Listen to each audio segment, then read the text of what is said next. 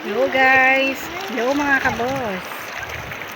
Nandito tayo ngayon sa ilog. Maagos ngayon ng ilog kasi nga nag-uulan, diba? Ilang araw na nag-uulan. Ayan, masyado maagos. Kitang-kita nyo ba yan? Yung lawak ng ilog. Ito yung laki ng portion ng ilog dito sa Tambak. Ayan o. Tumatawid sila dyan. Matawidan nila yan. Ayan, nagkakari dyan. Di ba masyadong maagos? Doon kami banda doon. Sa, ano na yan, doon kami naliligo madalas. Tapos, dito. Sinahapit na siya. Kaya pag umuulan, libog talaga to. Ayan. Ito kami na nagpunta kasi nga medyo gusto namin yung malaki-laki na mga kasi nakakatakot nga lang. Ayan. Ayun sila oh. Ayun yung mga tao dulo. Tumaano sila, tumatawid sila noon. Ayan. Sila dadaan kasi mababaw yata.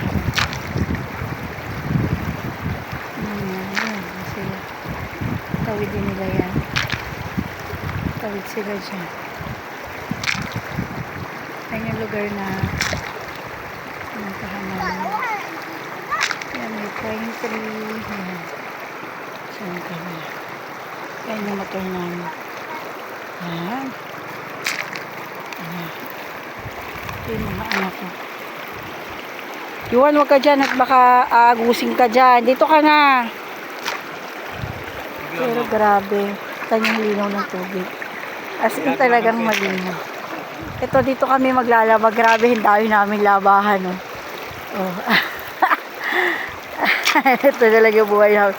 Tignan mo yung asawa ko at syaga maggawa ng papastuhan namin ng labahan. O, diba? Ito yung buhay. Kasi mahirap ang tubig talaga dito. Kaya medyo kailangan dadayo kami dito sa ilog. Yung solar, pag ganito na medyo makulimlim, walang tubig. Siyempre, solar nga. Ang gagaling sa araw. Ito. Lalabas siya.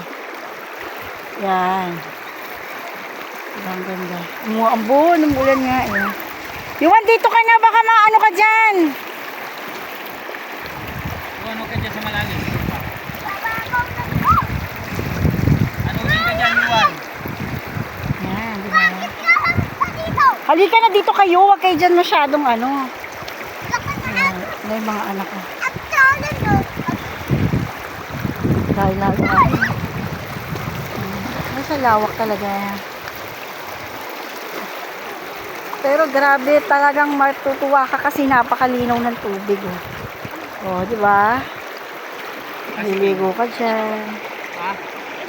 Yan, si Jolo.